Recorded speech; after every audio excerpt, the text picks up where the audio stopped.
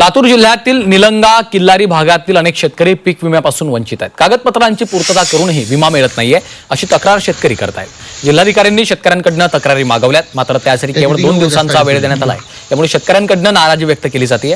तक्रारींचं निरासन करून पीक विमा कधी देणार असा सवाल शेतकरी करतायत। विमा कंपनीची काय माणसं आली होती त्याची पाठवून त्या लोकांचा झाला विमा आणि माझा आणली त्याचे तेवढे सर्वे केले, त्याच्या लोकांचे भरपूर आले आणि मी पंचनामा करून सगळं करून माझं काही झालं। बाजूच्या शेतकऱ्याला पण विमा आला आणि आम्हाला काही मिळालेलं नाही। पूर्ण पंचनामे करून पाठवून कळवून काहीच मिळालेलं नाही। त्या अपेक्षेनं आम्ही वाट बघत होतो, पण काही मिळालेलं नाही। एका भावाला हा 50,000च्या रूपात विमा येतो, तो अतिवृष्टीच्या नावाखाली येतो, आणि दुसऱ्या भावाला यील्ड बेसचं कारण देऊन, उमटा उत्पन्नाचं कारण देऊन त्याला त्याच्यातून बाजूला केलं जातं। अशी शेतकऱ्यांची इतकी मोठी हे केलेली आहे, विमा कंपनीने नुकसान केलेलं आहे की आता हे नाही। आणि आता त्याच्यात माननीय जिल्हाधिकारी साहेबांनी जी तक्रार अर्ज शेतकऱ्याकडनं जिल्ह्यातून मागून घेण्याचं एक हे केलेलं आहे, तर आता ह्याच्यासाठीचा दिलेला वेळ हा अपुरा आहे।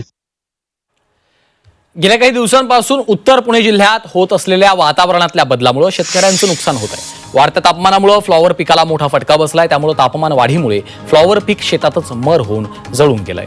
त्यामुळे शेतकऱ्यांचं मोठं नुकसान झालंय आणि नुकसानग्रस्त शेतामधून आढावा घेतलेला आहे आमचे प्रतिनिधी हेमंत चापुडे यांनी।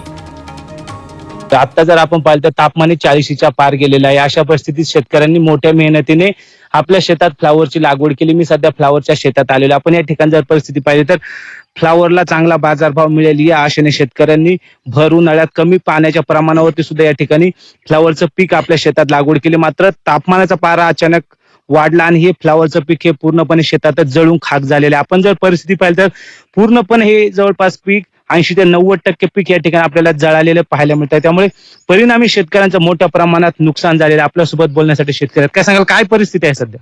गेल्या 7 ते 8 दिवसापूर्वी 15-22 जातीची फ्लावरचे रोप लागवड केली आणि लागवड केल्याच्या नंतर टेम्परेचर इतकं वाढलं, तापमान तर 40-42 अंश तापमान गेल्यामुळे ही पूर्णतः फ्लावर जळालेले 80 ते 90% जळाले, 10% शिल्लक आहे, तिथं सुद्धा जाण्याच्या मार्गावर अशी परिस्थिती अशी झाली का तर विहिरींच्या पातळी फार खालावलेल्या आहे। उभं पीक हे शेतातच खराब झाल्याने शेतकरी अक्षरशः संकटात सापडलेली परिस्थिती सध्या या ठिकाणी पाहायला मिळत आहे। Hemant Chapude, Zee Media, Shirur, Pune.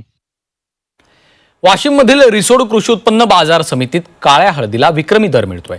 या बाजारात हळदीला प्रति क्विंटल 22,100 रुपये इतका दर मिळतोय। काळी हळद ही औषधी गुणधर्मांसाठी प्रसिद्ध आहे, विविध रोगांवर उपयोगी ठरते, त्यामुळेच बाजारात या हळदीला विशेष मागणी आहे।